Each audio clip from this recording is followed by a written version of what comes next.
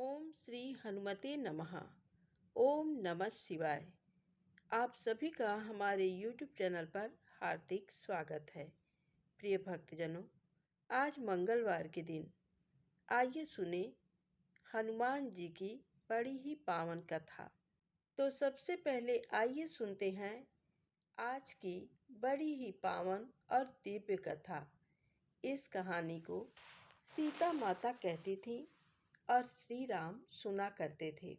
एक दिन श्री राम भगवान को किसी काम के लिए बाहर जाना पड़ गया। तो सीता माता कहने लगी कि भगवान, मेरा तो 12 वर्ष का नित्य नेम है। अब आप बाहर जाएंगे तो मैं अपनी कहानी किसे सुनाऊंगी। प्रभु श्री राम ने कहा कि तुम कुएं की पाल पर जाकर बैठ जाना और वहां जो औरतें पानी भरने आएंगी उन्हें अपनी कहानी सुना देना। सीता माता कुएं की पाल पर जाकर बैठ जाती हैं। एक स्त्री आई। उसने रेशम की जरी की साड़ी पहन रखी थी और सोने का घड़ा ले रखा था। सीता माता उसे देख कहती हैं कि बहन, मेरा 12 वर्ष का नित्य-नेम सुन लो। पर वह स्त्री बोली कि मैं तुम्हारा नित्य-नेम सुनूंगी तो मुझे घर जाने में देर हो जाएगी और मेरी सास मुझसे लड़ेगी। उसने कहानी नहीं सुनी और चली गई। उसकी रेशम जरी की साड़ी फट गई। सोने का घड़ा मिट्टी के घड़े में बदल गया। सास ने देखा तो पूछा कि ये किसका दोस्त अपने सिर लेकर आ गई है। बहू ने कहा कि कुएं पर एक औरत बैठी थी। उसने कहानी सुनने के लिए कहा, लेकिन मैंने सुनी नहीं, जिसका ये फल मिला। बहू की बात सुनकर अगले दिन वही साड़ी और वही घड़ा लेकर सास कुएं की पाल पर गई। सास को वहीं माता सीता बैठी मिली। तो माता सीता ने कहा कि बहन, मेरी कहानी सुन लीजिए। सास बोली कि एक बार छोड़, मैं तो 4 बार कहानी सुन लूंगी। तो सीता माता ने कहानी कहनी शुरू की। राम आए, लक्ष्मण आए, देश के पुजारी आए, नित नेम का नेम लाए। आओ राम, बैठो राम, तपी रसोई जीमो राम। माखन मिश्री खाओ राम, दूध बतासा पियो राम। सूत के पल का मोठो राम, साल दुसाला पोठो राम। साल दुसाला ओढ़ो राम, जब बोलूं जब राम ही राम।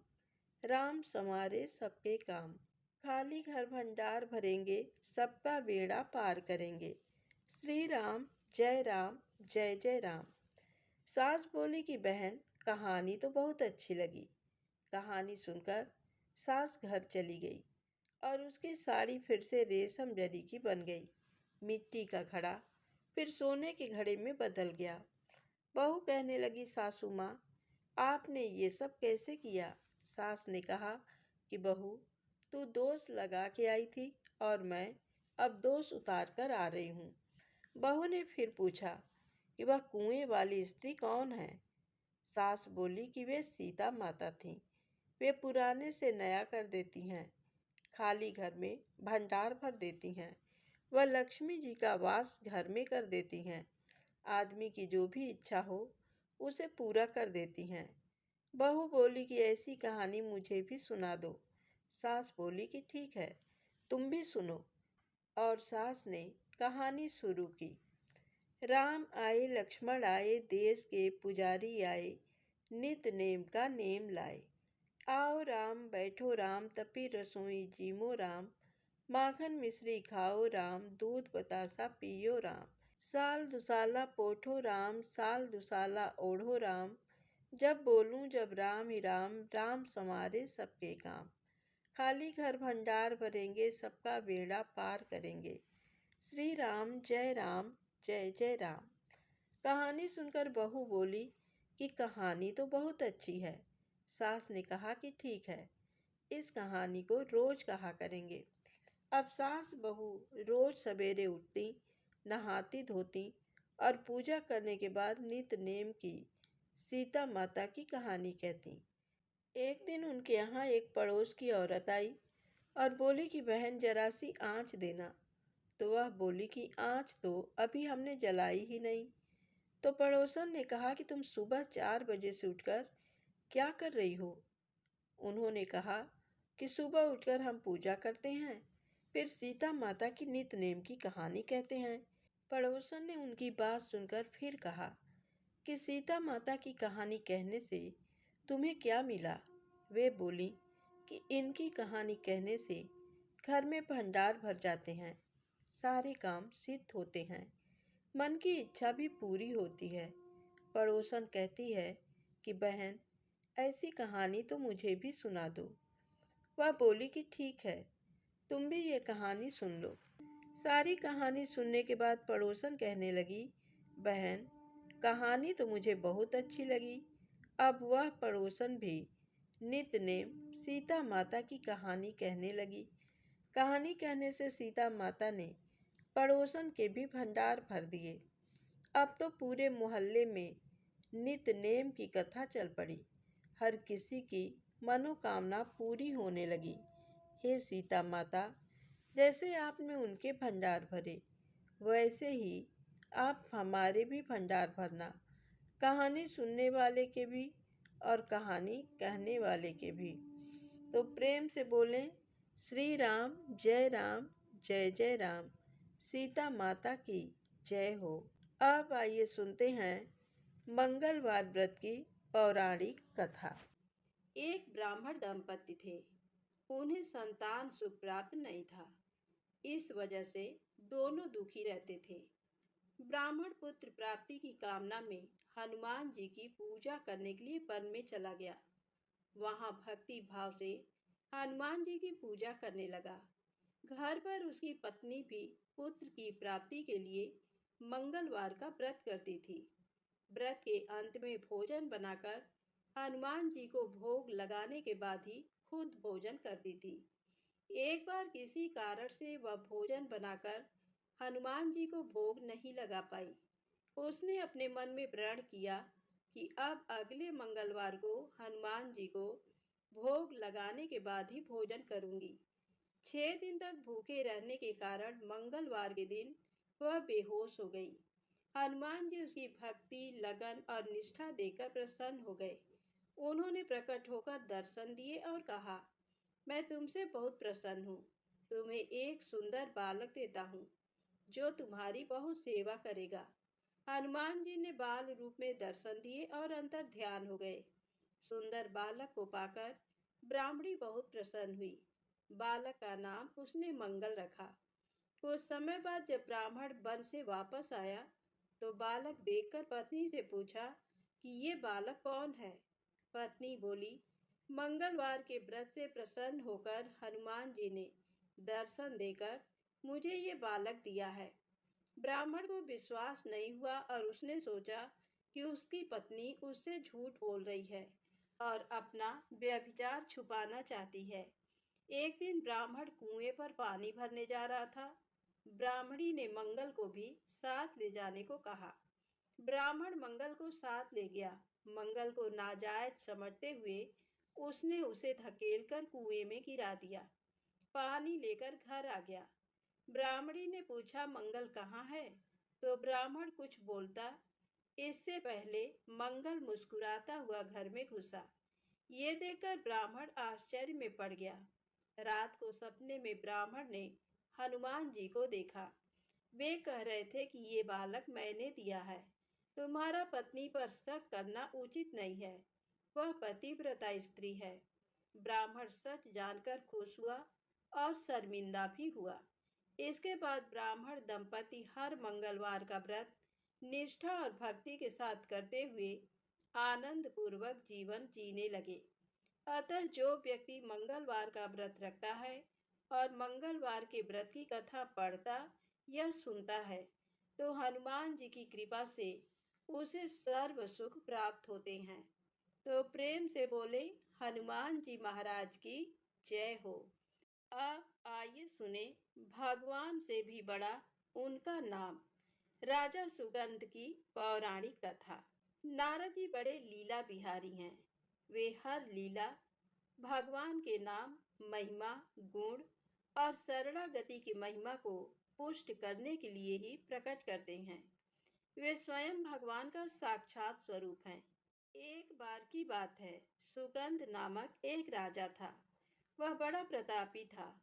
उस समय भगवान श्री राम जी चक्रवर्ती सम्राट पद पर विराजमान थे। एक सभा में बड़े बड़े ब्रह्म ऋषि विराजमान थे।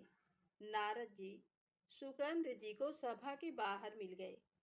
नारद जी ने उनसे पूछा, अंदर प्रभु के दर्शन करने जा रहे हो? सुगंध जी ने कहा, हाँ।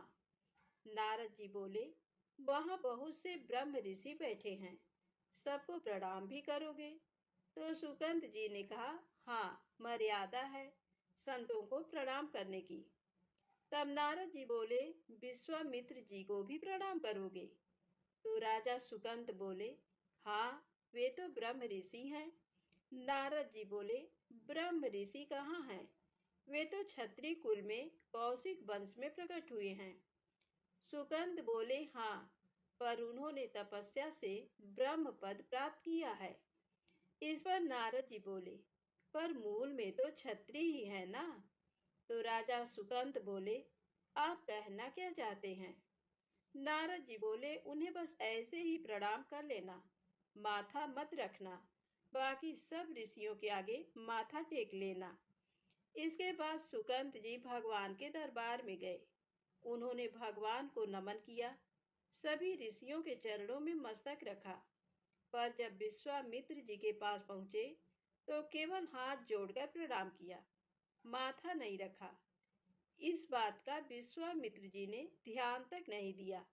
सभा पूर्ण हुई। इसके बाद नारद जी विश्वामित्र जी के पास आकर बैठे। नारद जी ने विश्वामित्र जी से पूछा, आपने कुछ देखा? विश्वामित्र जी बोले, क्या? तो नारद जी बोले, सुगंध को। विश्वामित्र जी बोले, क्या बात हुई? मैंने तो ध्यान नहीं दिया। नारद जी बोले, सुगंध ने सबको माथा टेक कर प्रणाम किया, आपको बस ऐसे ही प्रणाम कर दिया। विश्वामित्र जी बोले, हाँ, उसने ऐसे तो किया, पर इस बात पर मेरा ध्यान नहीं गया। इसका कोई विशेष कारण है? तो नारद जी बोले, हाँ, वो कह रहे थे कि आप मूल में तो क्षत्रिय ही हैं, ब्रह्म ऋषि तो आप बाद में तपस्या से बने। ये सुनते ही विश्वामित्र जी को बहुत क्रोध आया। नारद जी ने कहा, उसे दंड तो मिलना ही चाहिए। आप जैसे ब्रह्म ऋषि के साथ ऐसा व्यवहार। नारद जी ने वहां सुगंध को विश्वामित्र जी का अपमान करना सिखाया और यहाँ उनकी शिकायत भी कर दी। इसमें उनका कुछ विशेष उद्देश्य था। विश्वामित्र जी आवेश में खड़े हुए और बोले, रघुनाथ, आपके दरबार में हमारा अपमान हुआ है। श्री राम बोले, प्रभु, आपका अपमान? विश्वामित्र जी ने कहा, सूर्य अस्त होने से पहले सुगंध का मस्तक मेरे चरणों में होना चाहिए। इस पर श्री राम जी ने कहा, प्रभु, मैं आपके सामने सत्य वचन कहता हूँ, यदि सूर्यास्त से पहले मैं उसका मस्तक आपके चरणों में न डाल दूं, तो मैं रघुवंशी नहीं, आप शांत हो जाइए। नारद जी सीधा सुगंध जी के राजमहल में पहुंचे। वो सुगंध जी से बोले, अब तो शाम तक तुम मारे जाओगे। भगवान श्री राम ने संकल्प कर लिया है कि तुम्हारा गला काटकर विश्वामित्र जी के चरणों में डालेंगे। राजा सुगंध जी घबरा गए, बोले, महाराज, आपने तो हमें फंसा दिया। हम तो साष्टांग प्रणाम कर लौटने ही वाले थे। आपने ही कहा था कि बस हाथ जोड़ देना। नारद जी बोले, हमें क्या पता था कि बात इतनी बिगड़ जाएगी। अब तो समस्या सच में फंस गई है। सुगंध जी रोने लगे, प्रभु, आप कैसे बचे? भगवान ने तो कह दिया है, मैं रघुवंशी नहीं। यदि सूर्यास्त से पहले उसका मस्तक आपके चरणों में ना पहुंचाऊं, और भगवान कभी मिथ्या वचन नहीं कहते, अब तो मैं मारा ही जाऊंगा। कोई उपाय है प्रभु? नारद जी बोले, एक ही उपाय है, हनुमान जी, वही बचा सकते हैं। सुगंध बोले, पर राम जी की आज्ञा का विरोध हनुमान जी कैसे कर सकते हैं? और फिर हमारी पहुंच भी कहाँ है हनुमान जी तक? नारद जी बोले, हनुमान जी को यदि कोई राम जी के अलावा आज्ञा दे सकता है तो वो है माता अंजनी। चलो मैं तुम्हें उनसे मिलवाता हूँ। नारद जी राजा सुकंद को अंजनी माता के पास ले गए। सुकंद जी ने साष्टांग दंडवत प्रणाम किया और रोते हुए कहा, माँ रक्षा कीजिए। माता अंजनी बोली, बेटा बताओ तो सही, क्या समस्या है। सुगंध बोले, माँ त्रिभुवन में अब केवल आप ही हैं जो मेरी रक्षा कर सकती हैं। एक राजा मुझे मारना चाहता है। माता अंजनी ने कहा, मेरा पुत्र महाबली हनुमान है। यदि मैं उसे आज्ञा दूं तो वह कभी मेरी आज्ञा का उल्लंघन नहीं करेगा। जाओ, मैं तुम्हारी रक्षा का व्रत लेती हूँ। नारद जी मन ही मन प्रसन्न हुए। काम बन गया। अब भगवान के नाम की महिमा प्रकट होगी। हनुमान जी से माता अंजनी ने कहा, बेटा मैंने इसकी रक्षा का व्रत लिया है। हनुमान जी बोले, आपकी आज्ञा मेरे सिर आंखों पर। त्रिभुवन में कोई ऐसा पैदा ही नहीं हुआ कि मेरी माँ किसी की रक्षा का व्रत ले और वो उसे मार दे। कौन राजा है जो इसे मारना चाहता है। सुकंद ने हाथ जोड़कर धीरे से कहा, भगवान श्री राम। हनुमान जी सुनकर सन्न रह गए। क्या, मेरे स्वामी? माँ, आपने किसके विरुद्ध रक्षा का व्रत ले लिया। माँ, ये तो मेरे प्रभु हैं, उनके विरुद्ध मैं कैसे खड़ा हो सकता हूँ। माता अंजनी बोली, बेटा हमने तो वचन दे दिया है, अब उसे निभाना होगा। हनुमान जी बोले, चलो एकांत में चलो। वे सुगंध को एकांत में ले गए।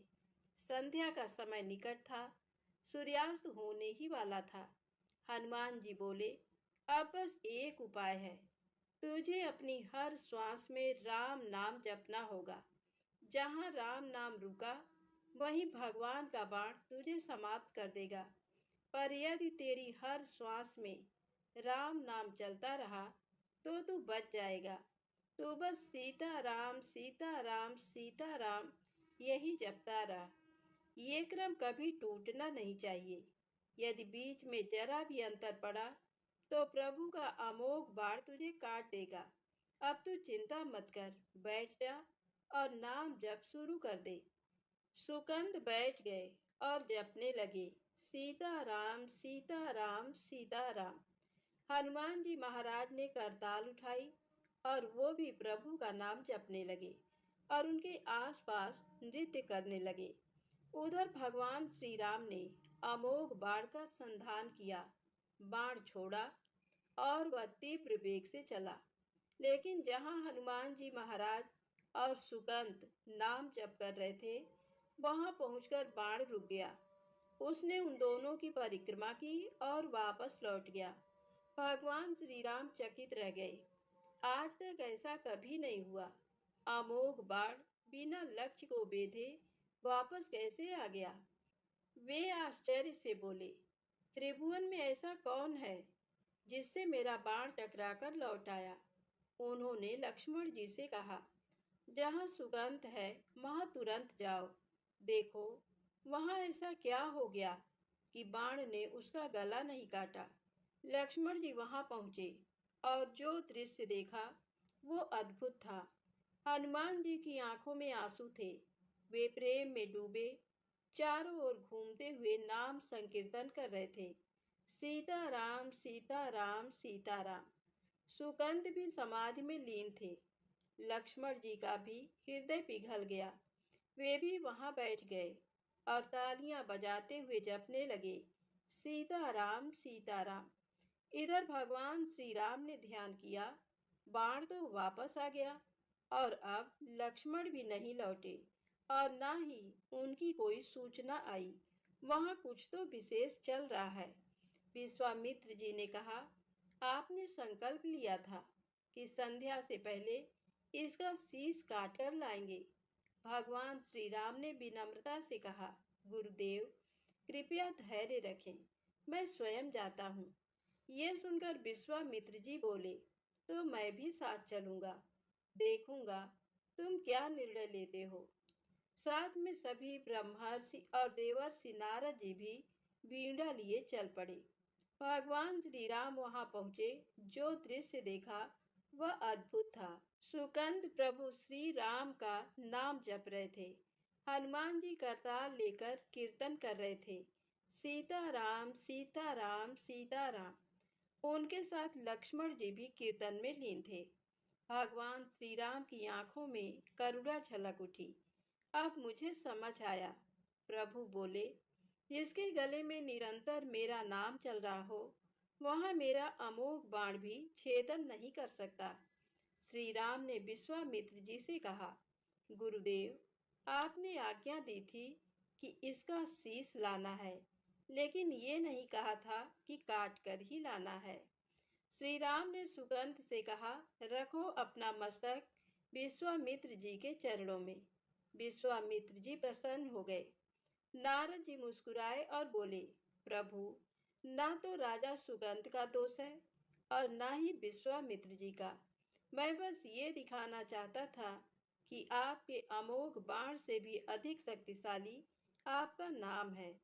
जिस गले में निरंतर राम नाम गूंजता है, वहां सुदर्शन चक्र भी असमर्थ है।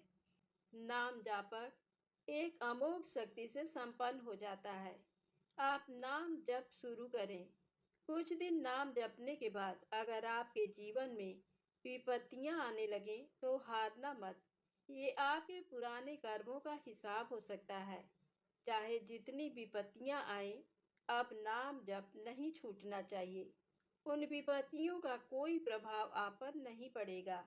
हरि के स्मरण से सारी विपत्तियां दूर हो जाती हैं।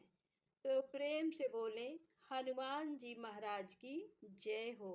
अब आइए सुने भक्त चरित्र राम नाम की महिमा कथा। प्राचीन काल की कथा है। एक नगर में जीवंती नाम की एक वेश्या रहती थी। लोक परलोक के भय से रहित होकर वह वेश्या व्यभिचार वृत्ति से उदर पोषण किया करती थी। एक दिन एक तोता बेचने वाले से उसने सुंदर देखकर एक छोटा सा सुग्गे का बच्चा खरीद लिया। वेश्या की कोई संतान नहीं थी, इसलिए वह उस पक्षी शावक का पुत्रवत पालन करने लगी। प्रातःकाल उठते ही उसके पास बैठकर उसे राम राम पढ़ाती।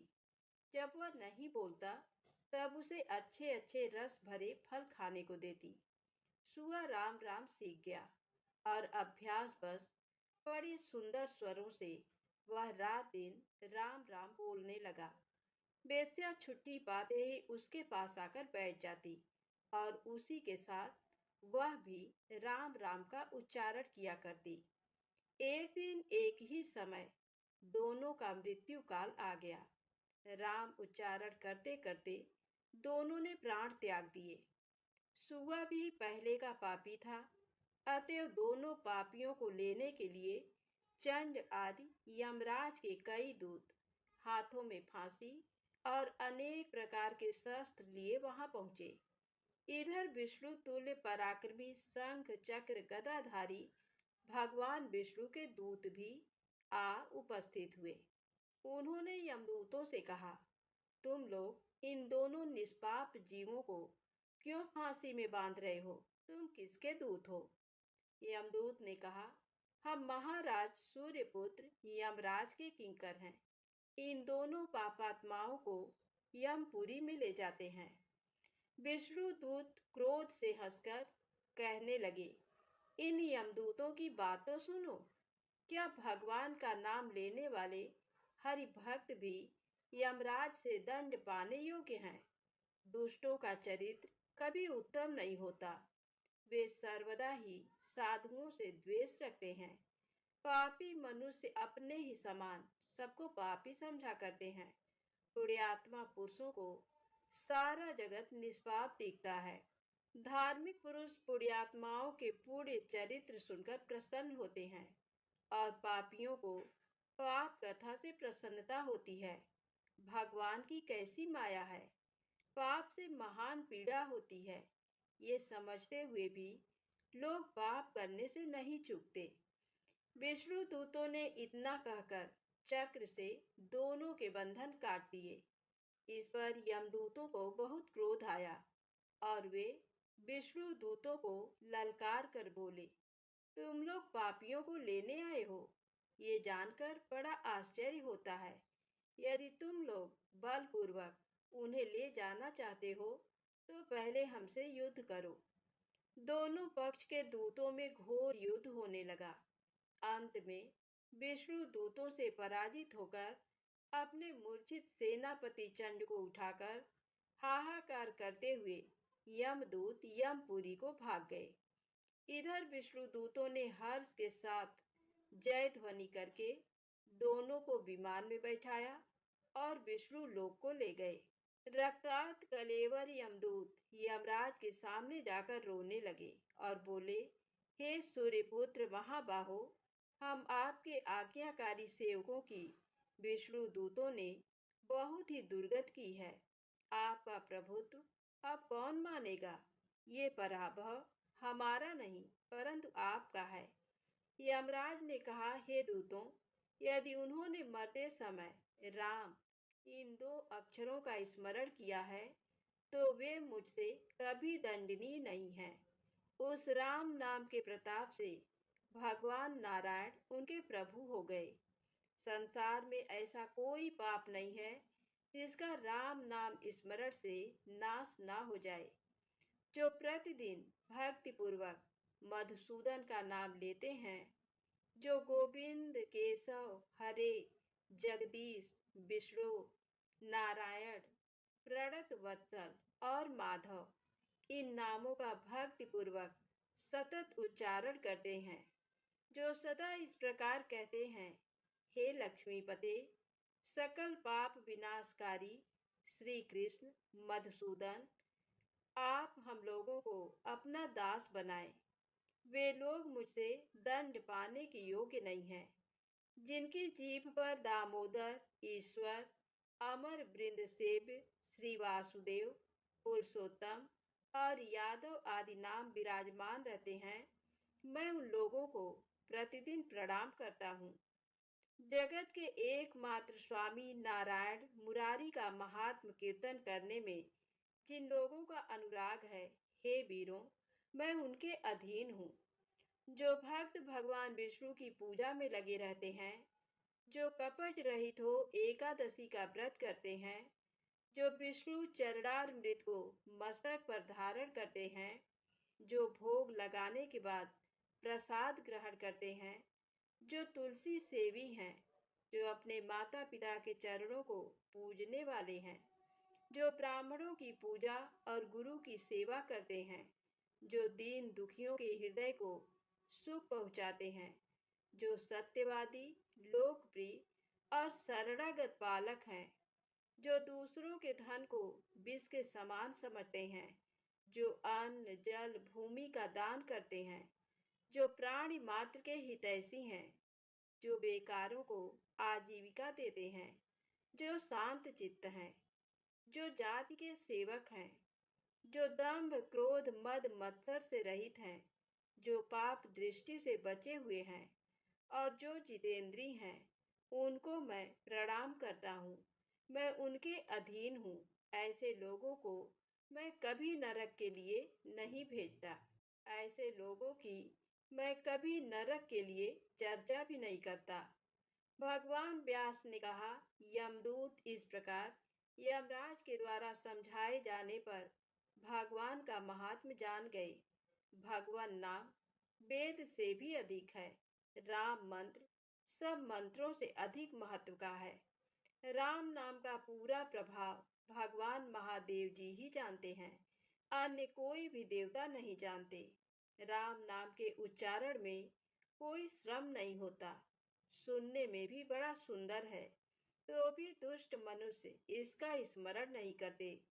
जब अत्यंत दुर्लभ मुक्ति राम नाम से मिल सकती है, तब राम नाम को छोड़कर और करने योग्य काम ही कौन सा है। जब तक राम नाम का स्मरण चालू नहीं होता, तभी तक पाप रहते हैं। अतएव सबको श्री राम नाम का जप करना चाहिए। श्री व्यास जी फिर कहने लगे, मृत्यु समय में राम नाम स्मरण करने से पापात्मा भी मोक्ष को प्राप्त होता है। राम नाम समस्त अमंगल का नाश करने वाला, मनोरथ पूर्ण करने वाला और मोक्ष देने वाला है। इसलिए बुद्धिमानों को सदा राम नाम स्मरण करना चाहिए। जिस समय मनुष्य राम नाम स्मरण नहीं करता, वही समय व्यर्थ जाता है। ये मैं सत्य कहता हूँ।